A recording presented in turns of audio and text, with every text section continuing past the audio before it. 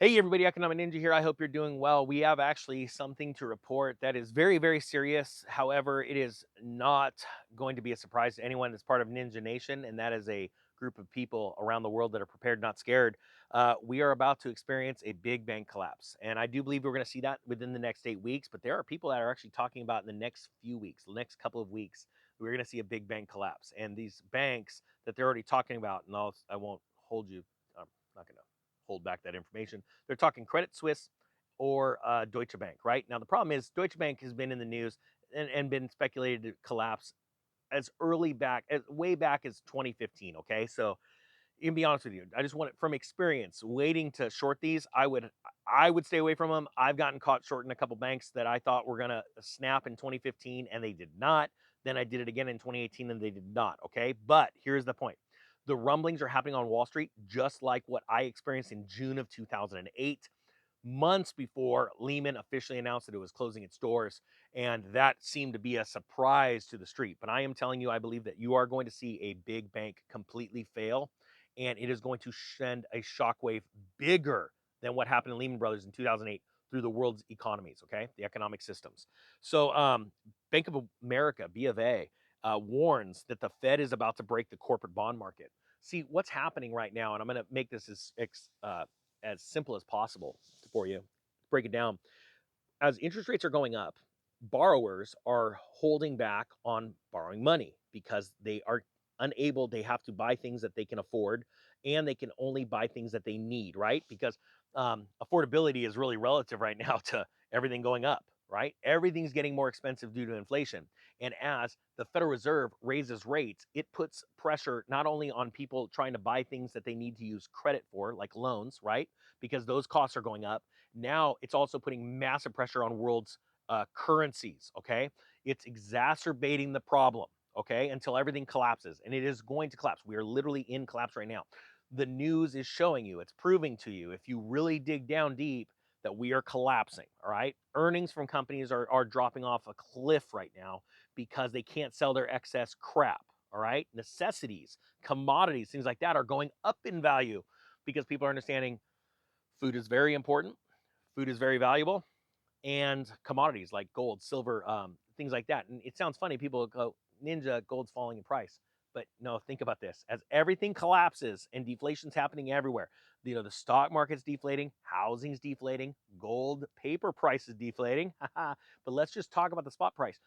The price of gold has gone down less on a percentage basis than everything else, including crypto, since January. Go check it out. Let me know, put them down in the comments section since January this year, what the price of gold has done on a percentage basis compared to the Dow Jones, compared to the S&P, compared to Bitcoin, compared to all these other things. Just put it in there, and you're going to find out that that has kept more value than any other asset class, right? Okay, so it's doing its job. But the problem is, if you try and buy an ounce, a coin right now, the premium to buy an ounce of gold, it's like $100+ over the spot price just to buy it. Okay, that gives you an idea of the fake paper price compared to the real price. Okay, just to let you know that.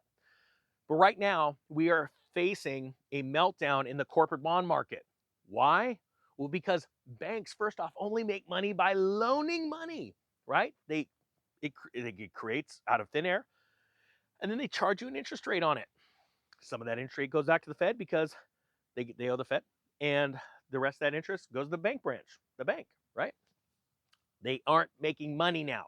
They cannot survive on these higher rates. So everything's coming imploding down. Now, all we need is the trigger. We need one bank to blame. Well, you know what's funny? In 2008, nobody cared about Bear Stearns. I was screaming at all my friends going, here, it's finally happened. I'm telling you, sell your houses, sell your houses. Now Bear Stearns goes out because of the mortgage-backed securities market. They were trying to spin it on other things. That's what happened, right?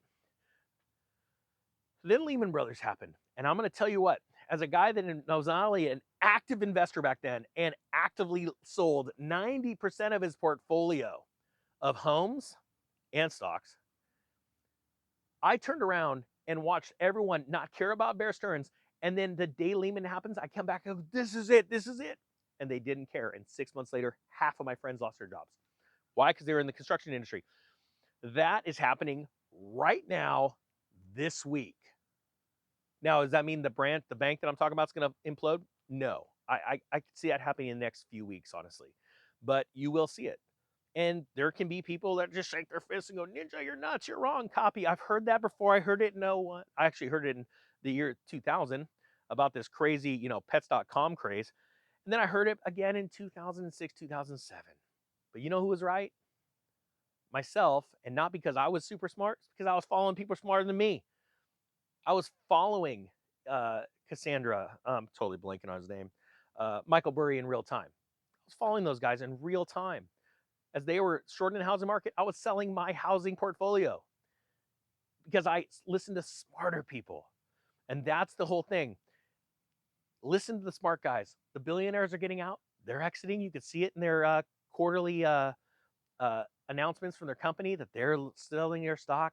Banks are going risk on right now. They're getting away from risky assets. Billionaires are literally out there telling you the market's going down.